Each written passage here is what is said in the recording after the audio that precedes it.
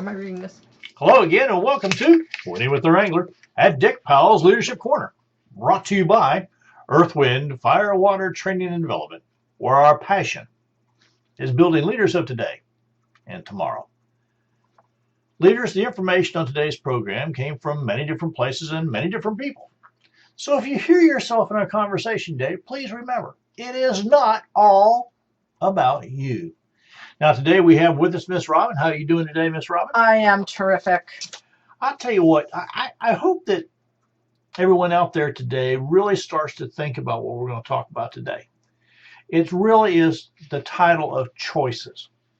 Now, I truly believe in my heart of hearts that everyone has a choice about everything, that life is truly about all choices that we make, and we kind of turn into the person or persons that of our choices that are added up. I'll give you that to a point. Okay. Okay. She gave me 1 point, ladies and gentlemen. Just write that down. Okay. Now, the reason I did this is I kind of put together some choices that I thought made sense. But these are mine, and that's why I put them on here. I choose to. I choose. Okay. I choose. Okay. And just so y'all know, I've already written editorial comments about almost every one of them. So her choice is a little different than mine. Okay. And see how good that differently. is. Okay. But we're still smiling. There's some common denominators here. Yeah. And I think as we go through, we as a human race here on this planet need to really start thinking about just a little bit. The first one, what? Go ahead. Oh, so you're saying it human race as opposed to human nature? I think it has to go together. Oh, I'm sure it does. The human race has human nature, but I would have, again, used the word nature. So. Well, yeah, that's the fun part. That's why we did this off the cuff. If you ever think we write this all down, you're silly, because we don't. Yep. But we do write down some things. So here's the thing I want to start off with. Happiness. I will tell you quite frankly that my grandfather installed in me at an early age that happiness depends on me, not the person sitting next to me. And if I put everything I thought would make others happy, I would always be chasing instead of catching. Okay, so the key thing here is I choose. I choose to be happy. I choose happiness over anything else. Everything else, okay. One of the things that I guess that he kind of brought up very quickly when I was a youngin' is that as you get out of bed in the morning and your 2 feet hit the floor, you have a choice to make. Right. Are you going to be happy or are you going to be grumpy? And, yeah. How's my day going to go from this point on? Yeah. People like to be around other people that are happy. And they really don't like to be around those other people. And don't get this confused with that Pollyanna attitude where everything is good and everything is happy, because that's not true. But you can choose some happiness at times instead of being caught in a quagmire of unhappiness. But I think even in the worst of times, you can find joy in something. You can find a piece to be happy about. Okay. I still think it's a choice that we consciously make. Well, and I think sometimes we have to be intentional about it. You have to be intentional, and I think you have to, like I said, you're choosing happy over miserable, as opposed to miserable over happy. Which some people do. They like to be miserable. You've met them. They probably aren't your friends, but you have met them. So you can choose a certain level of joy and happiness and work out your joy and unhappiness. So do you think that they choose to be unhappy as a lifestyle? No, I don't think anyone ever told them they had a choice to choose between happy or miserable. How can we let people know that they do have a choice to be happy? They can watch our radio shows or listen to our radio shows. I'm just saying. But again, I think it's being cognizant of the fact that you do have choices to be happy or not happy. One of the things that Robin and I talk about in many different places when we're out and about is this thing of intentional choice. Right. You have to be intentional about it. Right. And that kind of brings us to this next one. I grew up in scouting, so I had 12 points of scout law, and this one was really there to me all the time about kindness. To be kind to others doesn't cost you a thing. No, kindness costs nothing. And it's not a lot of investment on your side to just be nice to one another and be kind. It could be as simple as saying hello. Smiling. How you doing? It can be as simple as responding hello to a hello. Yeah. I mean, something that simple. And you don't know where other people are coming from. So start with kindness and not miserable mouth. You never know what's going on in someone else's life. Right. And that's the piece that I think that we gloss over a lot of times. Right. Especially if something's going on in our lives. We kind of forget that, it's not all about us. It's not, yeah. And so we go on to that piece that, they should have recognized that I wasn't happy. Well, if you were never happy, how would we recognize the difference? Well, that's it. Seriously. So be kind. Try to enable others to be kind. As you can.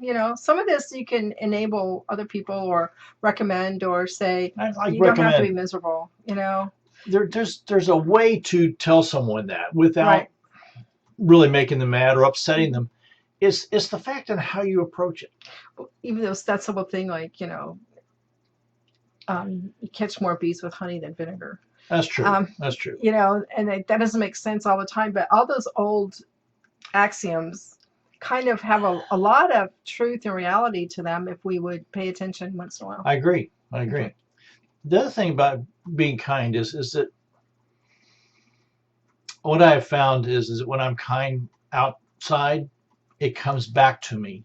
Right. And that's a big plus. Even when you're driving down the road and someone's been unkind to you, you have a choice to make. Are you unkind back or not? Let them go. That's they don't cause an accident. That's the kind of part and piece that we're talking about here. Yeah, be kind. Just look out for ways to take and be nice to one another. I think that's the big place. It was funny. One of the things you had written here was about you hold the door for someone. Yeah. We were somewhere the other day, and we were with another couple at a door. We were trying to kind of figure out who was going to hold the door. So somebody did, but it worked out that by the time we got inside the second set of doors, it was those kind of store entrances, that we had reversed the process, and it was kind of interesting to meet somebody who's just trying to be as kind as you are, and sometimes you have to just let them, I guess.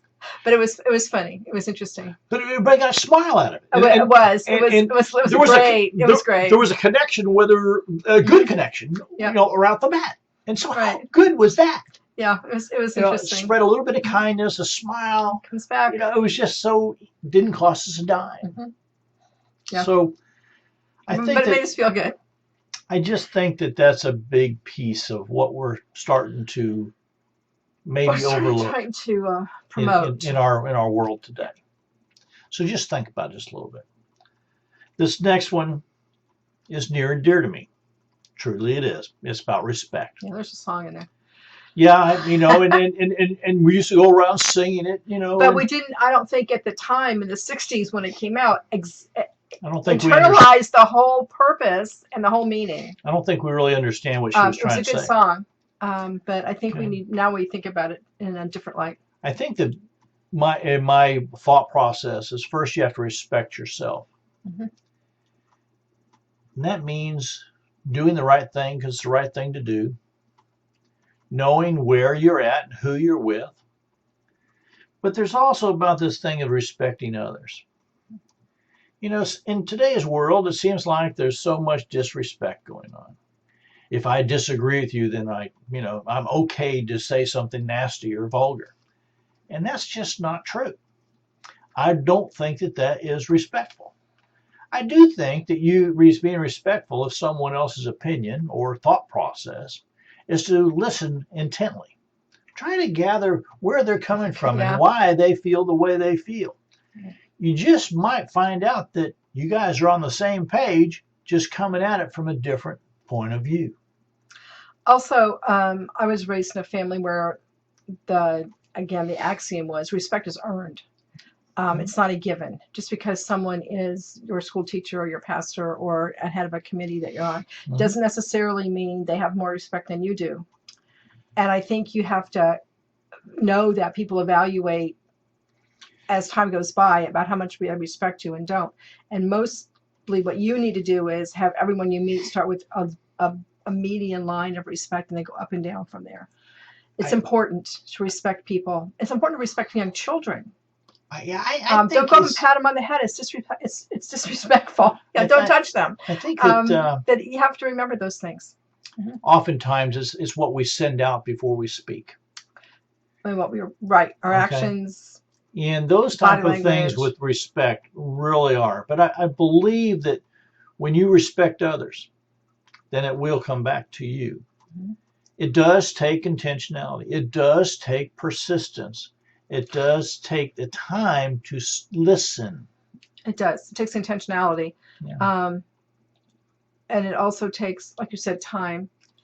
I don't think it happens overnight. And it doesn't, but I think you have to have a level of respect for everyone you meet. I do. And you have to respect those that you do meet on the same similar level that you'd like to be met on. I do. It goes both ways. I do think that there are some titles that kind of demand respect from the start, but that doesn't mean that you have to continue that respect. Or that you should continue to disrespect them. It means that all of us need to work on this all the time. Right. Be mindful. I don't think this is something you do once and, everybody respects me. Because you're going to do something stupid and you're going to lose that respect. Trust me. Well, we all do. It happens. We all do silly things from time to time. And you probably don't even know it. Yeah. So you probably don't even realize it. I think what I'm trying to really iterate here is that this is an ongoing daily process. This thing of happiness and kindness and respect. I'm trying to encourage you to say, these are things I can work on every day. I can really put it in my life and I can work on every day. Right. So let's look at the next one. This one I put down, I choose honesty. Right. Okay. Over dishonesty? I always said that, honesty is the best policy. And when you tell the truth, you never have to worry about what you told a lie about. Or who you told which lie to. Because I don't understand how people can not tell the truth as they know it. Like I put the qualifier in there. The truth as I know it at this time. Right time. At this time. And that can change. You could find out one little fact that changes the whole truth. You never know. I think people understand that type of qualifier misunderstanding rather than an out-and-out lie. Right. Oh, yes, definitely. I think there's a difference there. Definitely. After an out-and-out lie, you're never going to be trustworthy again. I mean, you're going to have to really work at it. And that's the part that I'm talking about here. This thing of to knowingly lie. Doing the right thing is the right thing to do. I just so strongly believe in this, that this is a piece that we need to put into our lives on a daily basis. Sure does make decision-making and life smoother. Well, I just think it makes the whole thing go easier. Right. Values. This is a hard one. First of all, my values, well, they're not very different from Miss Robbins. We've been together so many years that ours are kind of blended together. It was a pretty good foundation for a long marriage. Similar values. The thing about values we need to understand is that other people have different ones. We were all born someplace different, raised in a different kind of family, raised maybe in a different part of the country or countries, come from a different background totally, different speech, different language, everything. And so our values very well might differ.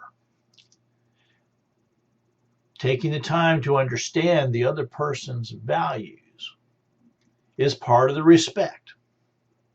But you have to be honest about them and not stretch them. You've got to be honest. But here's the thing I want to tell you about values. You really need to be able to tell someone or explain to someone what your non-negotiables are, the absolute will not do's, and what you live by, the code of honor that you live by. Whether you bringing that out from the Bible or some other place, what's the code you live by? And again, what are your non-negotiables?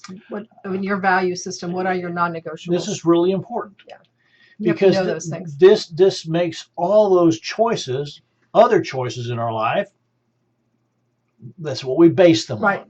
I think also when it comes down to values, that if you're in a situation where your values are being ignored or denied. I don't know what the right word there is. You might need to leave the situation. Knowing who to hang around. Right. Well, the gambler, when to hold, the when to fold, the when to run. I think that's really important for people to understand. And they're your values. They're not maybe the same values as everyone you're sitting around a table with. Hopefully you have similar ones, but everyone's going to have some non-negotiables, and you know what those are, and be willing to walk away if it comes up.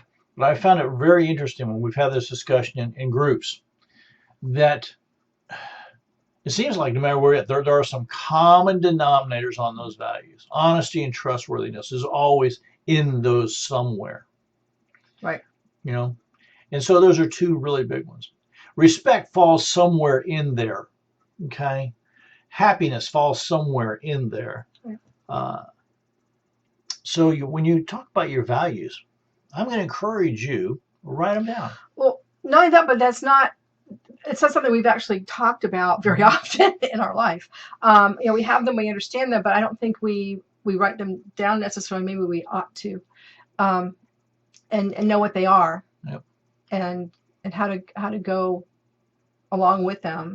I was very thankful. I grew up in Boy Scouts. They're just bold and they're plain and they're very easy. Well, they're not easy. They're not easy. I just found them a way to live my life, and I found people respected because I stuck to it even after all these years. So again, they're ingrained. They were repeated at least weekly at meetings, and they become part of your character development over time. Values. What's next? Collaboration. Oh, collaboration. Fun stuff. Well, collaboration is, we need to know that in this world that we're in, first of all, there's nothing new. And everything that we do, we stand on the shoulders of the greatness of people before us. Correct. And so collaboration really means more than one mind working together. Again, operative words there, working together for a common end. I mean, that's collaboration. I just, the times that I've worked in large groups, teams, organizations, wherever, where this thought process, these brain trusts, I'll say, came together to work on a situation. The way people looked at it from different points of view brought in a new way, oftentimes, to do something that we were doing for a long time, but there was something different that could be added or subtracted, and it became brand new. Correct. That's the part that always got me excited. So the collaboration part, the dream building, those type of things, those new ideas, I just find that so exciting. It is, and it opens up the whatever the situation is, whatever the project is, to a lot of different opinions and ideas and experiences.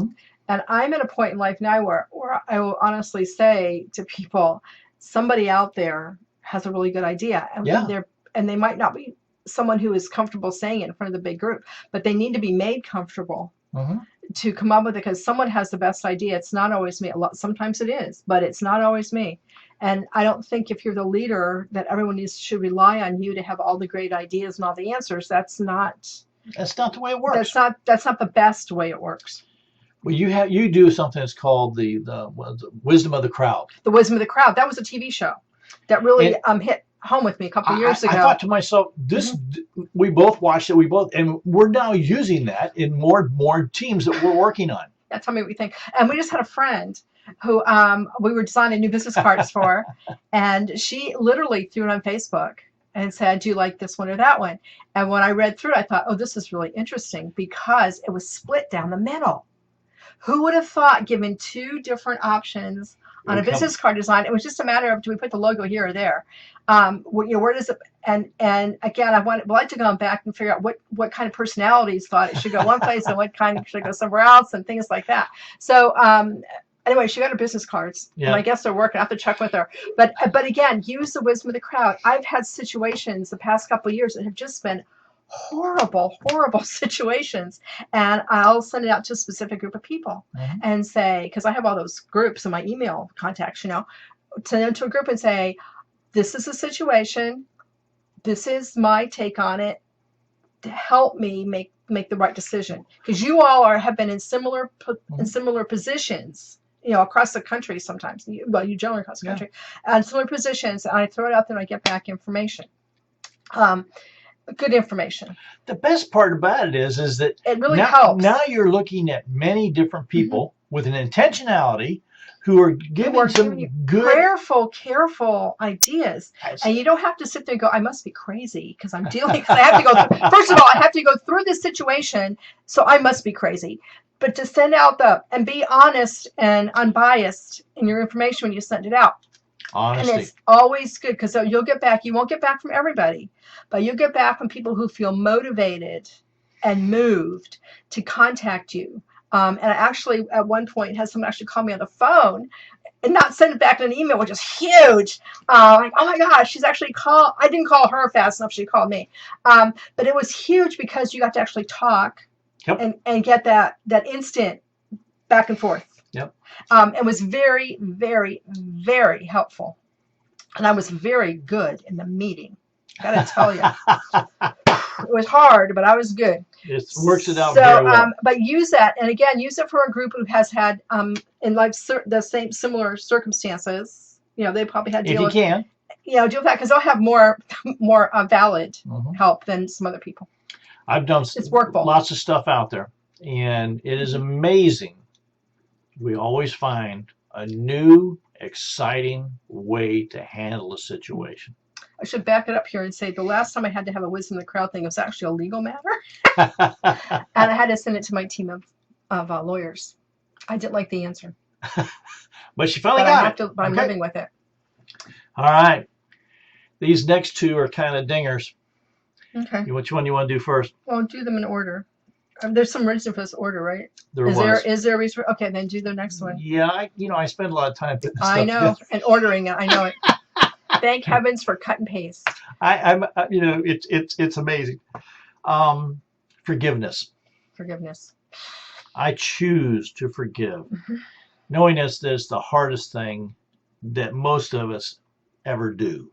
Sometimes. But I love when I read this little passage. It said, holding a grudge is like swallowing poison and expecting the other person to die. It only hurts you. It does.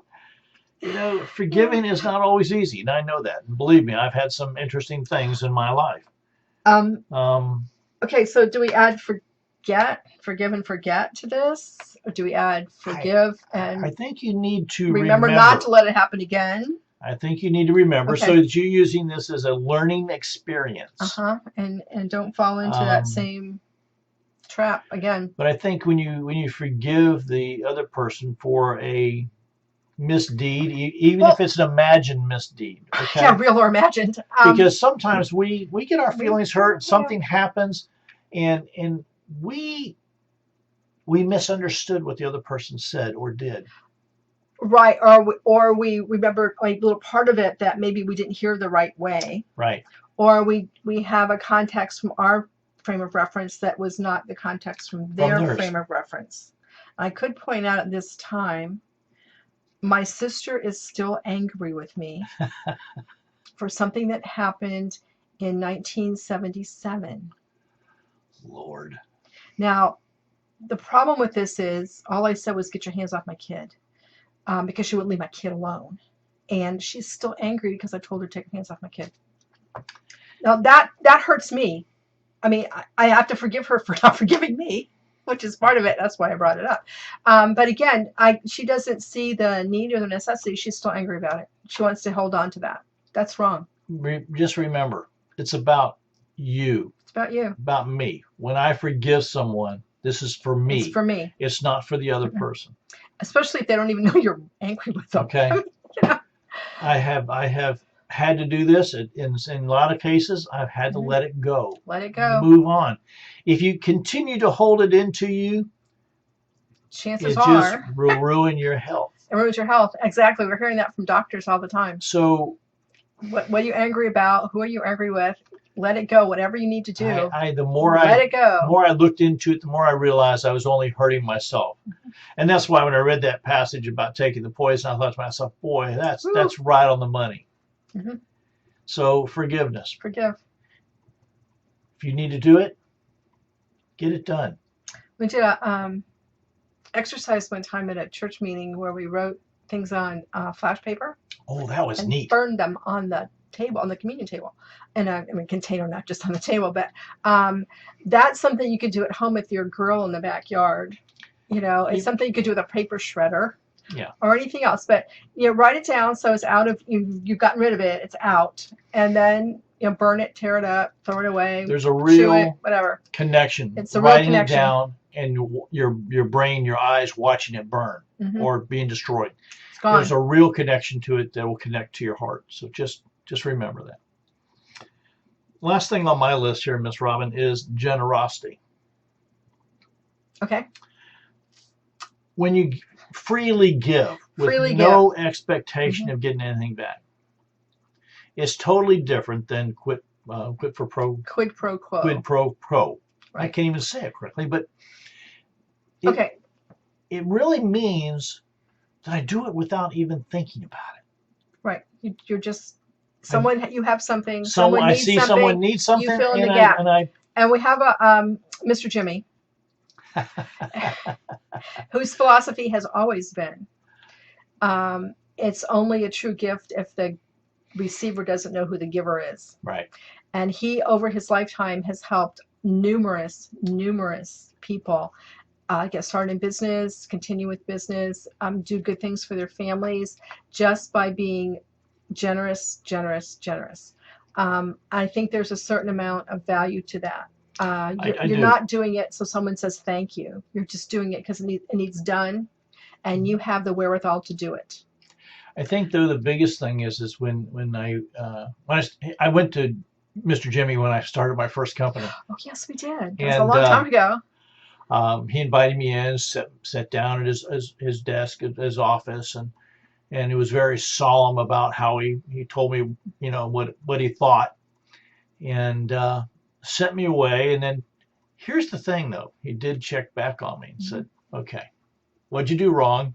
What'd you learn from it? And what are you going to do next? Good guy. It's just a really fascinating thing.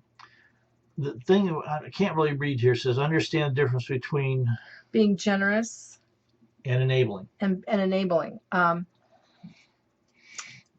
think there's a lot of help for people out there that need help. Yes. There's a lot of agencies, government agencies, fund agencies. They know what they're doing. And they're open to people to go to and receive help. If it's an ongoing thing and it's a person's choice, a lifestyle choice or whatever, that's fine. I don't mind helping people. I don't think I should enable them. And there's a lot of things that go on, especially in our area with homeless people, because it's warm here in the winter and you can live outside. And there's a lot of people who do that here. And choose to do that. Choose again. They chose to do that. It's a lifestyle choice they have made. And that's what I'm trying. That's the reason I brought this up. I'm okay with that. But I don't see why I have to go out and feed them because they made a choice to be homeless. If you need help, I'm happy to help you. I'll show you how to get whatever I can do to help you get on your feet again or whatever that takes. But to consistently feed someone, give them clothes, and things like that consistently, because that's their lifestyle choice. I think that's their choice and they should live with it. Isn't that part of being, one of my definitions of being an adult, making a choice and living with it.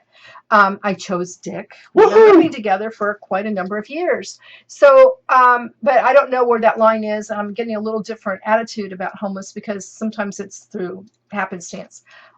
I also think that everyone has their own opinion, and you can have yours and I can have mine, and we can still be friends. There you go. Choices. Ladies and gentlemen, choices are what we're made of. It's what our country's made of.